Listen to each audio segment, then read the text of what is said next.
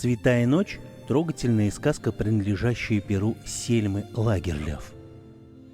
Писательница делится с ребятами рождественской легендой, услышанной в детстве от бабушки. Угрюмый и недоверчивый пастух сталкивается с необъяснимыми вещами. К нему приходит необычный человек, которого не трогают злые собаки, не ранит оружие и не обжигает горячие угольки. Следуя за странным незнакомцем, герой становится свидетелем чуда. Он видит младенца Христа, будущего спасителя мира. Эта удивительная история пробуждает светлые чувства, учит милосердию и любви. Когда мне было 5 лет, меня постигло очень большое горе. Умерла моя бабушка. До самой своей кончины она проводила дни, сидя в своей комнате на диване, рассказывая нам сказки. Бабушка рассказывала их с утра до вечера, а мы тихо сидели возле нее и слушали. Какая это была чудесная жизнь. Никаким другим детям не жилось так хорошо, как нам. Лишь немногое сохранилось у меня в памяти о моей бабушке.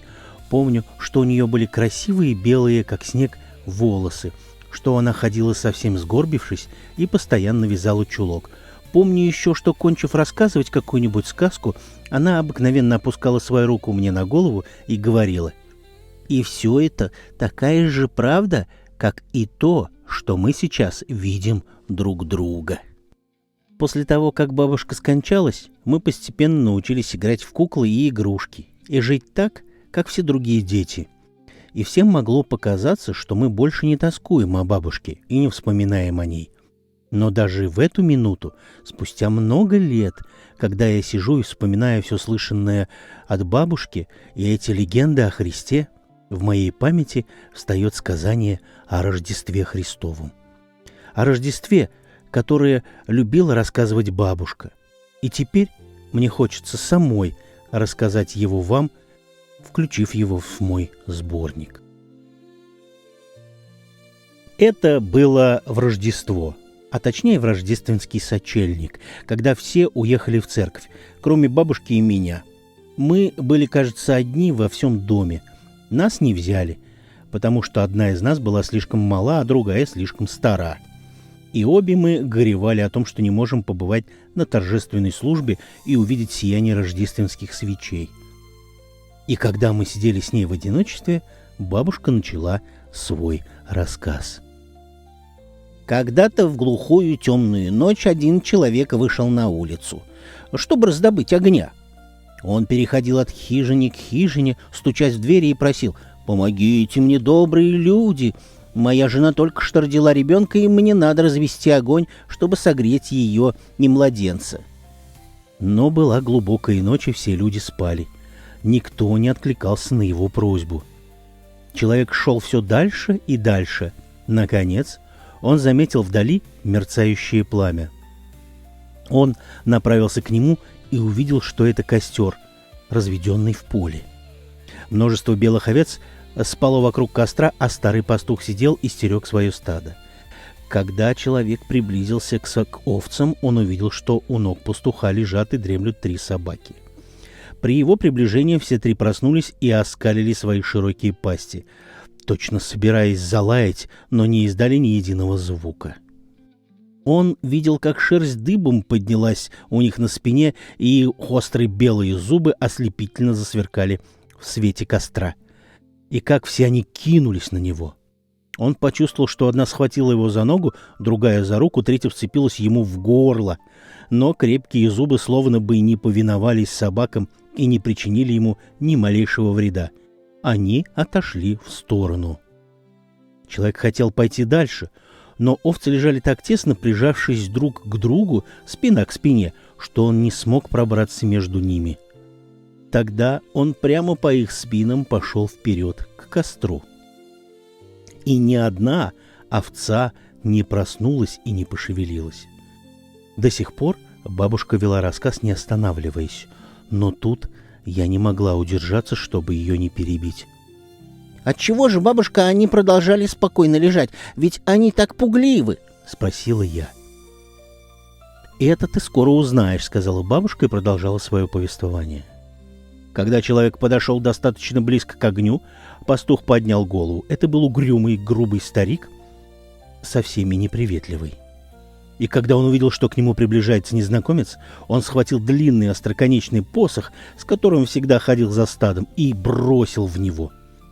Посох со свистом полетел прямо в незнакомца, но, не ударив его, отклонился в сторону и пролетел мимо, на другой конец поля.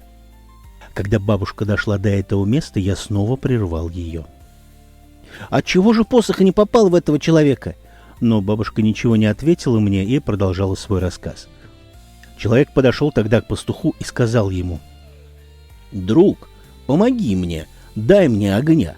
Моя жена только что родила, и мне надо развести огонь, чтобы согреть ее и младенца». Старик предпочел бы ответить отказом, но когда он вспомнил, что собаки не смогли укусить этого человека, а овцы не разбежались от него, и посох, не задев его, пролетел мимо, ему стало не по себе, и он не посмел отказать ему в просьбе. «Бери, бери, сколько тебе нужно». Но костер уже почти догорел, и вокруг не осталось больше ни поленьев, ни сучьев, лежала только большая куча жару. У незнакомца же не было ни лопаты, ни совка, чтобы взять себе красных угольков. Увидев это, пастух снова предложил: «Бери, сколько тебе нужно», и радовался при мысли, что человек не может унести с собой огня. Но тот наклонился, выбрал себе горстку углей голыми руками, положил их в полу своей одежды, и угли его не обожгли. И не прожгли даже его одежды. Он понес их, словно это были орехи или яблоки. И тут я в третий раз перебила рассказчицу: «Бабушка, отчего же угольки не обожгли его?» «Потом все узнаешь». Когда злой и сердитый пастух увидел, он немного удивился. Что это за ночь такая, в которую собаки, кроткие как овечки, овцы не ведают страха, посох не убивает и огонь не жжет? Он окликнул незнакомца и спросил его: «Что это за ночь такая? И отчего все животные так милостивы к тебе?» «Я не могу тебе это объяснить, раз ты сам этого не видишь», — ответил незнакомец и пошел своей дорогой, чтобы поскорее развести огонь и согреть свою жену и младенца. Пастух решил не терять этого человека из виду, пока ему не станет ясно, что же все это значит.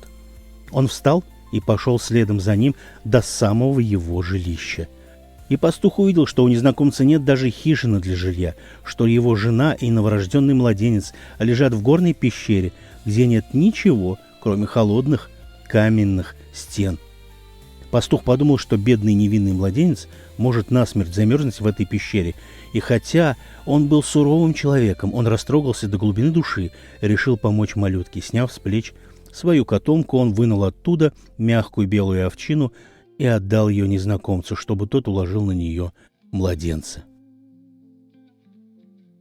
В тот самый миг, когда оказалось, что и он тоже может быть милосердным, глаза его открылись, и он увидел то, чего раньше не мог видеть, и услышал то, чего раньше не мог слышать. Он увидел, что вокруг него стоят плотным кольцом ангелы с серебряными крыльями, и каждый из них держит в руках арфу. Все они поют громкими голосами о том, что в эту ночь родился Спаситель, который искупит мир от греха. Тогда пастух понял, почему все в природе так радовалось в эту ночь, и никто не мог причинить зла этому ребенку и его отцу. Оглянувшись, пастух увидел, что ангелы были повсюду. Они сидели в пещере, спускались с горы, летали в поднебесье. Они проходили по дороге, минуя пещеру, останавливались, бросали взоры на младенца, и повсюду царило ликование, радость, пение и веселье. Все это пастух увидел среди темной ночи. Ночи, в которой раньше ничего и не мог разглядеть. И он, обрадовавшись, что глаза его открылись, упал на колени и стал благодарить Бога. При этих словах бабушка вздохнула и сказала: «Но то, что видел пастух, мы тоже могли бы увидеть, потому что ангелы летают в поднебесье каждую рождественскую ночь, если бы мы только умели смотреть». Положив мне руку на голову, бабушка прибавила: Запомни это, потому что это такая же правда, как и то, что мы видим друг друга. Дело не в свечах и лампадах, не в солнце и луне, а в том, чтобы иметь очи, которые могли бы видеть величие Господа.